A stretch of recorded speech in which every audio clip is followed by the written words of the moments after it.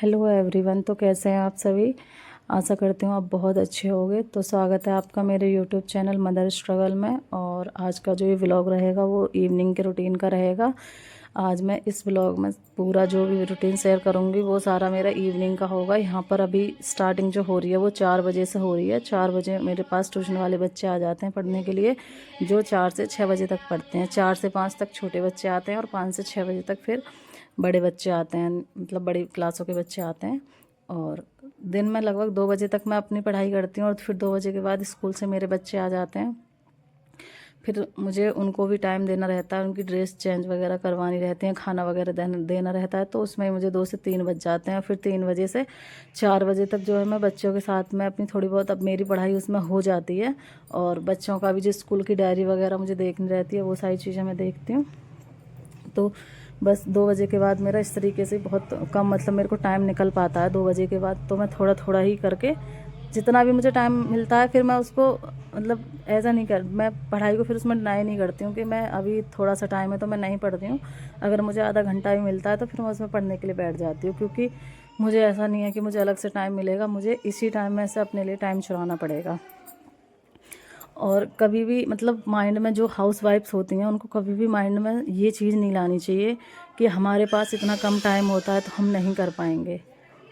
Matter नहीं करता कि आपके पास कितना टाइम है, आपके पास आप मतलब सबसे मेन चीज़ है, ज़्यादा सबसे ज़्यादा जो मैटर करती है वो ये चीज़ मैटर करती है कि आप कितना, मतलब उस जो आप प्रिपरेशन जिस चीज़ की आप कर रहे हो उस चीज़ पर आपका कितना फोकस है, कितने मन से आप उसको कर रहे हो, कितने फोकस से आप कर रहे हो।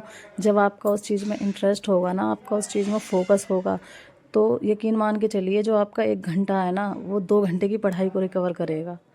1 घंटा आपकी 2 घंटे की पढ़ाई को कवर करेगा जब आप मन से दिल से खुश होकर पढ़ने के लिए बैठेंगे और खुद से मोटिवेट रहेंगे।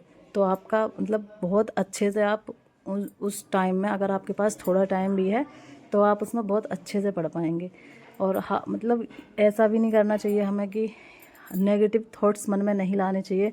अगर हम थोड़े से भी नेगेटिव होते हैं तो फिर हम नेगेटिव ही होते चले जाते हैं। तो नेगेटिव थॉट्स हमें नहीं लाने हैं।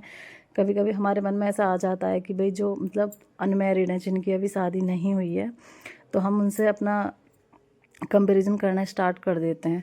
तो वो हमें नहीं करना है कि वो भाई 12 घंटे पढ़ रहे हैं, वो 14 घंटा पढ़ रहे हैं, वो 16 घंटे अपनी पढ़ाई के लिए निकाल रहे हैं और हमारे पास तो 3 से 4 या लगभग लास्ट 8 घंटे हैं।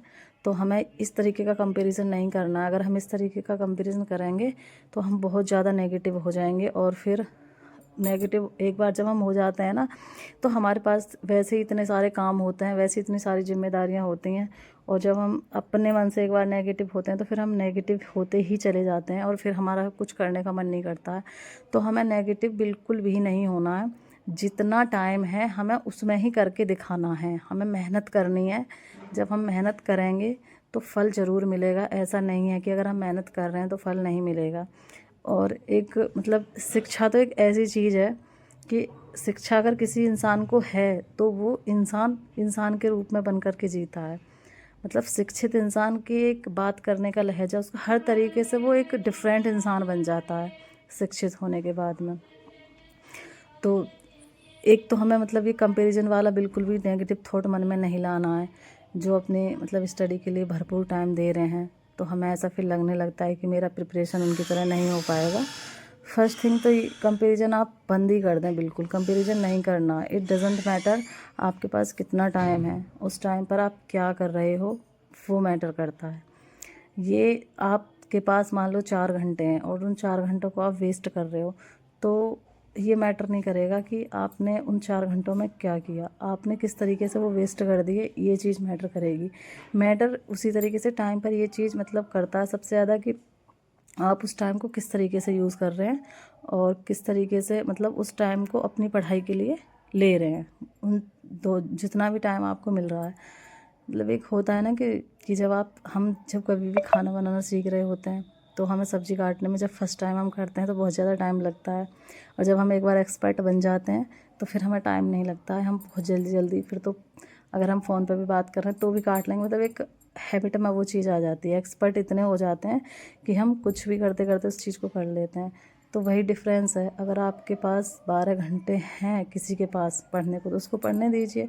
आपके पास उतना टाइम नहीं है, जितना है आप उसी से मैनेज करिए। तो आपको एक चीज़ सोचनी है कि आपको कहाँ से टाइम मिल सकता है डेली लाइफ में।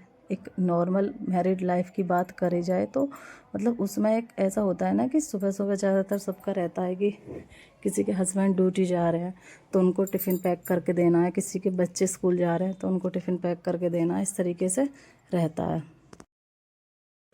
तो अगर मतलब मैं खुद का ही एग्ज़ाम्पल दूँ तो सुबह उठकर सबसे पहले मुझे देखना रहता है कि मुझे मेरे हस्बैंड की नाइट की ड्यूटी रहती है, तो मुझे मेरे ऊपर इतना मतलब प्रेशर नहीं रहता है कि मुझे बहुत सारे लोगों का खाना बनाना एक साथ, लेकिन मैं फिर भी खाना एक साथ ही बनाती हूँ सबका। मैं सुबह में मतलब जल्दी उठती हूँ और जल्दी उठने के बाद मैं जल्दी उठ जाती हूँ, तो उसमें क्या है कि सुबह सुबह फिर मेरे सारे काम ख़त्म हो जाते हैं और 1 घंटा मुझे मॉर्निंग में भी पढ़ने का मिल जाता है। तो आपको देखना है कि आपको सुबह में ज़्यादा टाइम है तो आप सुबह में ना पढ़ करके शाम में पढ़िए। अगर आपको शाम में ज़्यादा काम है तो शाम को टाइम कम मिलता है आपको, कोई नहीं, आप सुबह में टाइम निकालिए। तो टाइम मतलब आप निकालोगे, आप कोशिश करोगे तभी टाइम निकल पाएगा, अदरवाइज़ तो फिर अगर हम कोशिश नहीं करते हैं तो फिर तो कुछ हो ही नहीं पाता है। तो इसी के साथ आज का ब्लॉग में